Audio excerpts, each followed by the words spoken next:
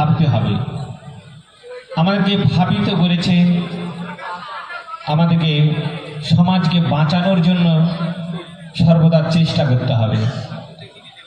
আমি যদি তুল্যমূল্য বিচার করি, আজ থেকে যদি 200 বছর পিছিয়ে যায়, যখন এই পৃথিবীতে কুসংস্কার পূর্ণ ছিল, অন্ধকারময় যুগ বলা হতো, প্রকৃতি তার নিজস্ব নিয়মে সেই অন্ধকারকে মোচন করার জন্য, আলোর দিশারি হওয়ার জন্য সেই সময় অনেক কৃতি সন্তান আমাদের এই জন্মভূমিকে উৎসর্গ করেছেন। আপনারা সবাই জানেন রাজা রামমোহন রায়, যাকে নবজাগরণের দূত বলা হতো। কেন? আজ থেকে তো প্রায় 250 বছর আগে তিনি মারা গেছেন। তাহলে কেন আজকে দিনে তিনি প্রাসঙ্গিক? কেন তাকে নিয়ে আমরা আলোচনা করব? কারণ আমাদের প্রয়োজন। আমরা জানি এই পৃথিবীতে হাজারো হাজারো লাখো লাখো কোটি কোটি মানুষ জন্মগ্রহণ করে। মানুষ কিন্তু সবাইকে মনে রাখে না। আমরা তাদেরকেই মনে রাখি যারা নিজের জন্য নয়, অপরের জন্য নিজের জীবনকে দান করে। ঠিক সেই রকমভাবেই আমরা বিদ্যাসাগরকে মনে রাখি। আমাদের এই ঘাটালের বীরসিংহ গ্রামে জন্মেছিলেন বিদ্যাসাগর। ওই সময় আমরা দেখেছি যে ছোট ছোট ছেলে মেয়েদের বিয়ে হয়ে যেত। কাদের সঙ্গে বিয়ে হতো? না, দেখা যাবে 70, 75, 80, 85 এইরকম বয়সী কোনো কুলীন ব্রাহ্মণের সঙ্গে বিয়ে হচ্ছে। এবং সেই গরিব বাবা মা নিজেদেরকে খুব ধন্য মনে করতেন, যাক আমি আমার মেয়েটাকে একটা সৎ পাত্রে দান করলাম। কিন্তু ভাবুন তো, ওই ছোট্ট নাবালিকা মেয়েটি, যার 6 থেকে 10 বছরের মধ্যে বয়স, তার বিয়ে হলো কিনা একটি 75 থেকে 90 বছরের বৃদ্ধের সঙ্গে।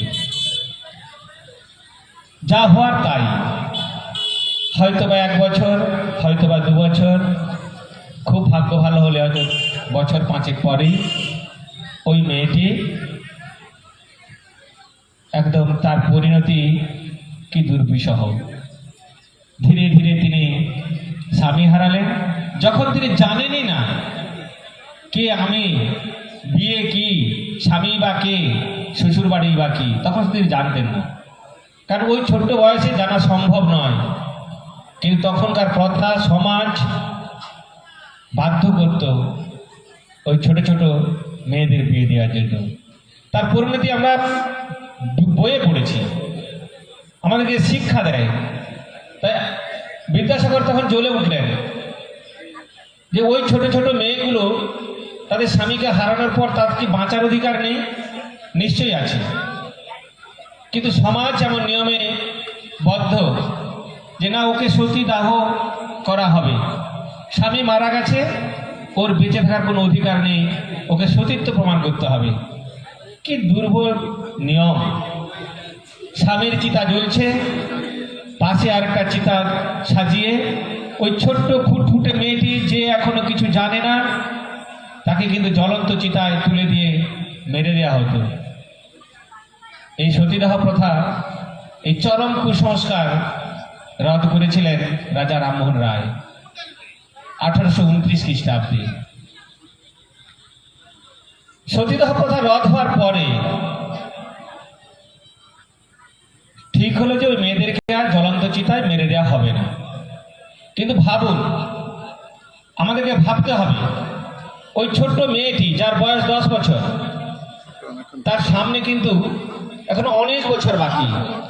আমরা যদি গড় পড়তে একটা বয়স ধরে নিই যে একজন 60 থেকে 70 বছর বাঁচবে, আর আমাদের এই ভারতবর্ষে ছেলেদের তুলনায় মেয়েদের গড় আয়ু একটু বেশি, তাহলে যে মেয়েটির 10 বছরের বিধবা হলো, তার সামনে পড়ে আছে আরো 60 থেকে 65 বছর। কিভাবে বাঁচবে? ওই ছোট মেয়েটির মাছ মাংস কিছু খাওয়া যাবে না, একাদশী ব্রত পালন করতে হবে, নানা ব্রত তাকে পালন করতে হবে, সাদা শাড়ি পরতে হবে। যে মেয়েটার ছুটে বেরিয়ে আনন্দে হাসিতে খুশিতে খেলা বেড়ানোর কথা, সে তখন বৈধব্য যন্ত্রণা ভোগ করছে। বিদ্যাসাগর দেখলেন তাদের কান্না, বিদ্যাসাগরের হৃদয়ে প্রবেশ করলেন। বুঝলে না, আমাকে যে করে হোক বিধবা বিবাহ প্রচলন করতে হবে। শুরু হলো তার সংগ্রাম।